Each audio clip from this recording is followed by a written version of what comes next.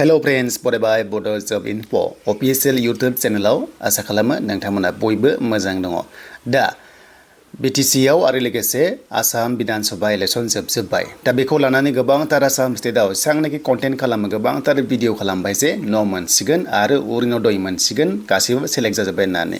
दा बेफोर गासैबो नंगौना नङा गोबांथार कनफिउज जागासिनो दं रायजो राजाफ्रा आरो बे बाथ्राखौ लानानै अफिस खारथिंगासिनो दङ जे न' मोनमारसिगोन नामा एबा सिलेक्शन लिस्टखौ बबेयाव मोनगोन आरो सोर मोनगोन। मानोना गोबांथार भिडिअस इउटुब चेनेलाव होबाय जे न' मोनसिगोन, नाथाय बिथांमोना कमेन्ट्सखौ अफ खालामना लायो जे रायजोआ हरगोन नामा एबा कमेन्ट्सखौ अफ खालामनाय माने मा नोंथांमोना एसेबाबो जाज खालामनो हायो जे बे भिडिअआ नंगौना नङा। दा बिनि सायावनो जों सावरायगोन। मानोना गोबांथार कमेन्ट्स पार्सनेल कल फैगासिनो दं आंनियाव जे आदा PMAY न' सार्भे जानाया मोनसिगोन नामा। दा बिनि सायाव जों आपडेट लाबोदों, बेनो जाबाय बड' जब इनफ' इउटुब चेनेलाव। दा जाय नोंथांमोना चेनेलाव गोदान साबस्क्राइब खालामना ला जाहाथे लेटेस्ट आपडेट नोंथांमोना मोननो हायो। जुदि न' मोनोब्ला नोंथांमोना अफिसियेलि नायनोबा नैबे आवाज शपआव थांनांगौ आरो थांनाय लोगो लोगो बाव माखासे टेकनिकेलि नोंथांमोना BCDC वाइसआव नायनो हागोन आरो लगइन खालामनानै सोर बेसेबां किस्ति मोनदों बेसेबां मोनाखै गासिबो डिटेल्सखौ लानो हायो। नाथाय बे जाबाय अफिस लेभेलनि टेकनिकेल खामानि, आं बेखौ बारा नोंथांमोना दिन्थिला। दानिया बाथ्रा जाबाय दाखालिबावै रिसेन्टलि सार्भे जानाय आरो सार्भे जानायनि सायाव जोङो बाव सावरायग्रोगोन। मानोना जोंनि रायजो राजाफ्रा सरकारि न'खौ गोबांथार मोननो लुबैयो आरो मोननांगौबो। मानोना बे जाबाय गासैबो सेन्ट्रेल पेकेज, सेन्ट्रेलनिफ्राय फैनाय मात्र जोंनि BTCआव बा आसाम स्टेटआव मनिटरिं खालामनो मोनोबा सेलेक्शन खालामिनि सार्भे खालामनायखौ जास्ट एसे टाच खालामनो हायो, जों बेखौ मिथिखायो। बाट बे गासैबो स्किमा हयथ' जेनोखि बाजेटआ गासैबो सेन्ट्रेल गभर्नमेन्टनि आरो अके। बेनिखायनो BTCआव सोरनि सरकार फैया आसामाव सोरनि सरकार फैया जेबो खोथा गैया, बयबो मोनो आरो जायना इलिजिबल। दा गुबै बाथ्रा फैबाय जे बे न'आ मोनसिगोन नामा। दा बे न'आ दाख्लै जोंहा सार्भे जाबाय अके, आरो सार्भेआ 2 टाइम्स 3rd टाइम्स जादों। जायनाव डाउटफुल दङमोन जायफ्रा एसे सन्देह दंमोन बिथांमोनाव सार्भे खालामबावनाय दाख्लैबावै जाना थांबाय। दा बेनिफ्राय एबार मा जागोन जे सिलेक्शन लिस्टआ फैगोन आरो बे सिलेक्शन लिस्टआ सोर खालामगोन। सोरबा BCDC निफ्राय खालामगोन नामा, ना BTC निफ्राय खालामगोन नामा, ना आसामनिफ्राय खालामगोन नामा, गोबांथार मोनथिनो लुबैयो। नायदो दाखालि आवाज प्लास जेनोखि जोंहा मोनसे पर्टेल दङ, नैबे आवाज प्लास पर्टेलाव सार्भे खालामदों। दा बेवहाय माखासे रेंकिं जायो, सोरनि बेकग्राउन्ड न'आ माबादि, सोरनि न'आ सार्भे खालामनाय दरजाया मोनबेसे, रुमा मोनबेसे, बे गासैबो रिपर्टखौ टेकनिकेलि सोनाय जादोंमोन। दा बेखायनो नोंथांमोना सोरबा जुदि 3 रुम बा 4 रुम होदोंबा एसे प्रब्लेम जानो नागिरो। एटलिस्ट मोनसे बा 2 रुम होयोब्ला सार्भे खालामनायाव फार्स्ट लिस्टआव फैग्रोनाय चान्सआ थायो। बेनो जाबाय PMAY न'आ माखासे इन्टारनेलि बाथ्रा थायो। दा बेखायनो जिनोखि सार्भे जालांबाय आरो बे लिस्टखौ रावबो BCDCआव खालामनो हाया, प्रायरिटि हिसाबै बा गुबुन खालामनो हाया। बे फैगोन डाइरेक्ट पर्टेलनिफ्राय फैसिगोन, डाइरेक्ट पर्टेलनिफ्राय फैगोन। आरो बेखौनो आं क्लियार खालामबाय जे दा PMAY लिस्टआ ओंखाराखै, अफिस थांनांगौनि नोंथांमोना गोनांथि गैया।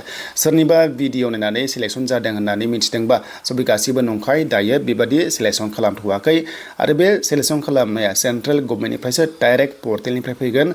सोरनाव दाउ दं सोरनाव अमा दं बेखौ रावबो सिनाया सेन्ट्रेला, बेखायनो जोंनि लकेला बेखौ रावबो सिलेक्शन खालामनो हाया, डाइरेक्ट फैगोन। बेनो जाबाय सेन्ट्रेल गभर्नमेन्टनिफ्रायसो सिलेक्शन जाना फैगोन। नाथाय सिलेक्शन जाग्रोनो मोनसे फार्स्टआव फैगोन, बेनो जाबाय ID। ID गैयाना, दाख्लै जिनोखि जायफ्रानोखि सार्भे जाबाय बिथांमोननि नामाव फार्स्टआव ID फैगोन अके। आरो बे ID फैनायनि उनावसो प्रायरिटि लिस्ट खालामनानै बेनो जाबाय पर्टेलनिफ्राय डाइरेक्ट सेन्ट्रेलनिफ्राय फैनानै नोंनो जेनोखि मोनथावगौ बेनिफिसारि बिथांखौ फार्स्ट लिस्टआव पर्टेला होगोन आरो। दा बेखिनि क्लियार जाबाय जे दा PMAY न'नि सिलेक्शन लिस्ट खालामाखै आरो IDबो फैथ'वाखै।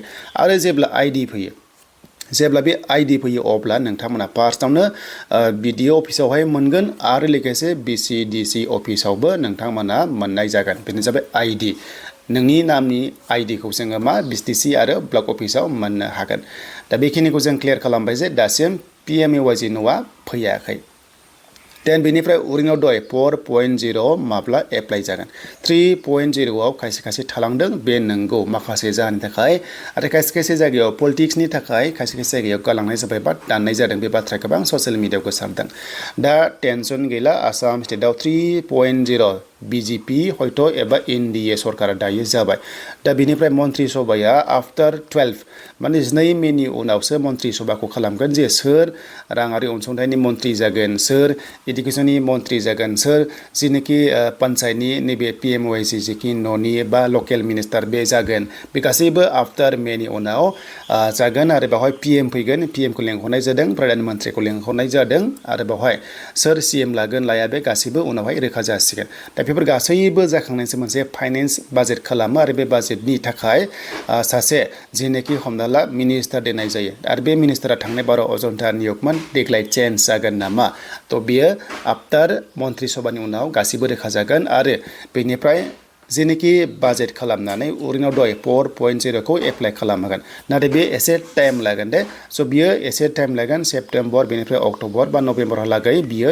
एप्लाइ जानो हागौ दा बेखिनि बुजिबाय दा जेबो राङारि अनसुंथाइ गैथ'वा दायो बर्तमान आसाम स्टेटआव सरकार जाथ'वाखै सरकार दाथ'वाखै आरो जेब्ला सरकार लागोन ना अब्लासो बे गासैबो नोंथांमोननि CM ट्रिपल E जा अरुणोदय जा सेल्फ हेल्प ग्रुपनि जा बा गुबुन गुबुन माखासे डिटेल्स आसामनि राङारि अनसुंथाइ जा बेखौ प्रसेसखौ खालामनाय जागोन आरो दा बेनो क्लियार जाबाय मोननै आपडेटआ बेनो PMOIC जाथ'वाखै आरो अरुणोदयआ दायो जाथ'वाखै दे नोंथांमोना रावबो गुबुननि नंखाय बाथ्रायाव गोजावनाङा